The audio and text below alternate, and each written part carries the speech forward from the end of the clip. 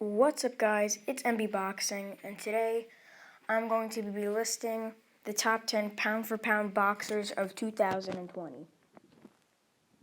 Getting to the list, number 1, I'm giving it to Saul Canelo Alvarez, 53 wins, 1 defeat, 2 draws. He's the WBA middleweight champion as well as the WBA regular super middleweight champion.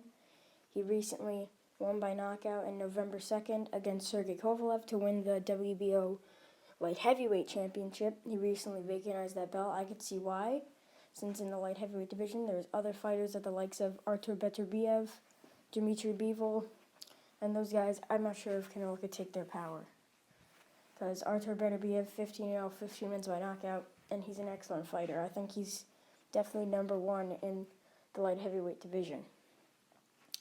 But moving on to number 2, I'm giving it to Vasily Lomachenko.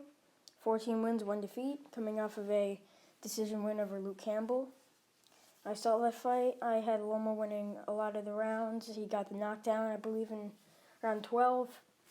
And he is the WBC franchise champion, WBA lightweight champion, as well as the WBO lightweight champion. And number 3, I'm going to give it to Errol the Truth Spence Jr., 26-0.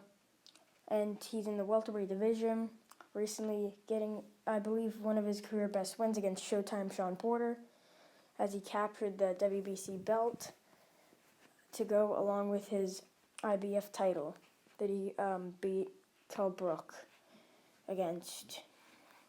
And at number 4, I'm giving it to Deontay the Bronze Bomber Wilder, 42-0, 1 draw with 41 knockouts. He's the WBC heavyweight champion of the world. Most of you guys know this. He's an excellent fighter. At his level, I think he could beat anybody in the world. Since he's a heavyweight, he could probably knock out any other division. And right now, I don't see any other guys that could really beat him besides Tyson Fury. And I think if he fights Joshua, he knocks out Joshua in a couple rounds, being that Joshua doesn't have the best chin. And at number 5, I'm giving it to Triple G. 40 wins, 1 defeat, 1 draw, 35 wins by knockout. He recently won the IBF middleweight title, along with the IBO, which really isn't a belt, against Derevyanchenko. It was a very, very close fight. The judges gave it to Triple G, being that he knocked down Derevyanchenko in round 1. I scored it 114-113 for Triple G. I scored it a draw with the knockdown. So that knockdown really saved Triple G that night. But he's definitely my favorite fighter. I've been to a couple of his fights. I went to his fight versus Rosado, his fight versus Curtis Stevens, also his fight versus David Lemieux, and Daniel Geale.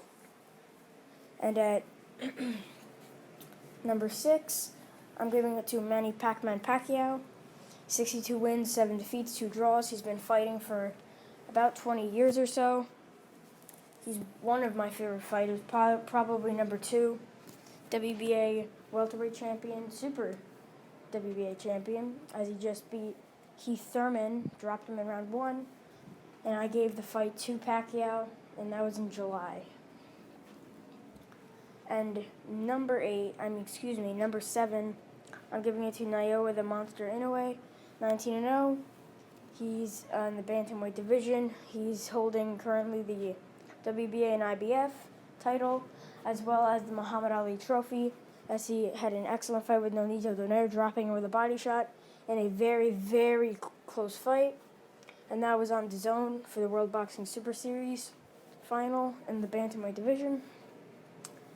And at number 8, I'm giving it to Tyson the Gypsy King Fury, 29-0, 1 draw, and he's beaten the likes of Derek Chisora, and he had a draw with Deontay Wilder, which I think he won the first fight.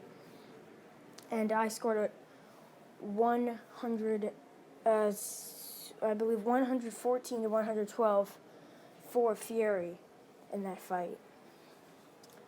And I feel like the second fight, I'm not going to say what I think the outcome is going to be, since I'm going to be making a video shortly of that fight. And at number 9, I'm giving it to Terence Crawford.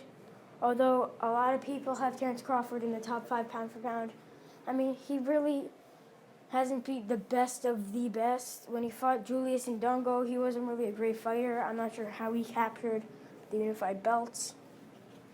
But still, he knocked out Julius Ndongo, I believe, in 2 rounds. He's a great fighter, but I don't see how a lot of people have him in the top 3. And he's 36-0.